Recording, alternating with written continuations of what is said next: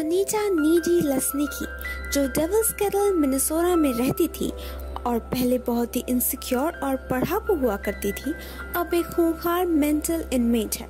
अपने solitary confinement में रहने के दौरान इस स्टोरी को अपने फ्लैशबैक में दोहराती है। बचपन से उसकी दोस्ती थी जेनिफर चेक नाम की एक पॉपुलर चीयरलीडर के साथ, हालांकि उन दोनों में कुछ खास कॉमन नहीं था। एक दिन रात को जेनिफर नीडी को वहाँ के लोकल डाइव बार में ले जाती है, जहाँ लो शोल्डर नाम के एक इंडी रॉक बैंड का कॉन्सर्ट हो रहा था। अचानक बार में आग लग जाती है और कई लोग मारे जाते हैं। शॉक में जेनिफर उस बैंड के साथ वहाँ से चले जाने को राजी हो जाती है, हालांकि नीडी उसे मना करती है। उसी दिन देर रात को खून से सनी हुई जेनिफर नीडी के घर फिर आती है और उसके फ्रिज से खाना खाने की कोशिश करती है, मगर उसे उल्टी करके वहाँ से चली जाती है। अगले दिन सुबह जेनिफर बिल्कुल ठीक दिखती है और जब नीडी उसे लेकर चिंता जाहिर करती है तो वो इस बात को ज्यादा भाव नहीं देती। पूरा शहर अचानक से बार में लगी हुई उस आग को लेकर दुखी और चिंतित रहता है और यहाँ जेनिफर एक जंगल में जाकर स्कूल के फुटबॉल कैप्टन को सेड्यूस करती है और फिर उसे मार डालती है। दूसरी तरफ लो शोल्डर बैंड इस शहर में पॉपुलर हो जाता है, क्योंकि उन्हें लेकर झूठी अफवाहें फैली रहती हैं कि उन्होंने आग लगने के दौरान बहुत बहादुरी का काम किया था और वो स्कूल के स्प्रिंग फॉर्मल में एक चैरिटी अपीयरेंस के लिए आने का ऑफर देते हैं। एक महीने बाद जेनिफर को देखकर लगता है उसकी तबीयत बहुत खराब है। इन हालातों में वो स्कूल के गॉथ बॉय कॉलिंस के साथ डेट में जाती है और बाद में उसे भी मार डालती है।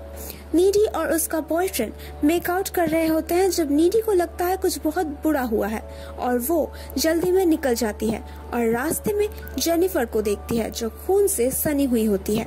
घर में नीडी वापस आकर जेनिफर से मिलती है, जो उससे कहती है कि लो शोल्डर बैंड ने उसे बार फायर के दौरान एक जंगल में ले जाकर पैसे और नाम कमाने के लिए सेटन के पास वर्जिन सैक्रिफाइस कर दिया था। वो सैक्रिफाइस तो सक्सेसफुल हुई थी, मगर जेनिफर वर्जिन नहीं थी और इसीलिए अब वो पोजेस्ड है। जंगल से बाहर निकलने के बाद उसने एक एक्सचेंज स्टूडेंट को देखा था जो उस बार फायर से दूर भाग रहा था और उसी को जेनिफर ने अपना पहला शिकार बनाया था। वो नीडी को बताती है एक बार खा लेने के बाद वो किसी भी तरह के चोट को बिना दर्द के सह सकती है और जल्दी से उसके घाव भी भर जाते हैं। अगले दिन सुबह नीडी स्कूल लाइब्रेरी के ऑकल्ट सेक्शन में जाती है, जहां उसे पता चलता है कि जेनिफर दरअसल एक सक्यूबस है और इंसानी मांस खाती है और उसे सिर्फ तभी मारा जा सकता है जब वो भूखी और कमजोर हो।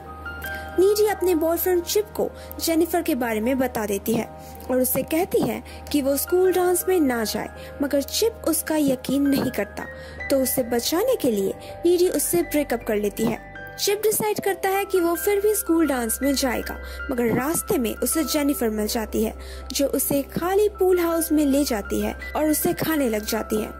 नीडी वहां आकर जेनिफर से लड़ने लग जाती है और चिप जेनिफर के पेट में एक पूल स्कीमर घुसा देता है, मगर उसे निकालकर जेनिफर वहां से भाग जाती है और चिप की मौत हो जाती है। नीडी जेनिफर के घर जाती है और उसके बेडरूम में घुस आती है और जेनिफर के दिल में छुरी से वार करती है, जिससे कि वो डीमन डिस्ट्रॉय हो जाता है और जेनिफर की मौत हो जाती है।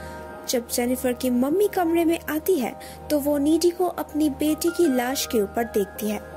उसके बाद नीडी को असाइलम लाया जाता है और वहाँ उसके शरीर में जेनिफर के कुछ पावर्स आ जाते हैं, जैसे सुपर स्ट्रेंथ और हवा में उड़ने की शक्ति, क्योंकि जेनिफर के साथ लड़ने के दौरान जेनिफर ने उसे एक बार काट लिया था। वो उस मेंटल फैसिलिटी से भाग जाती है और फिर हिच हाइक करते हुए उस होटल तक पहुँचती है जहाँ लो शोल्डर बैंड स्टे कर रहे थे और उन्हें मार डालती है।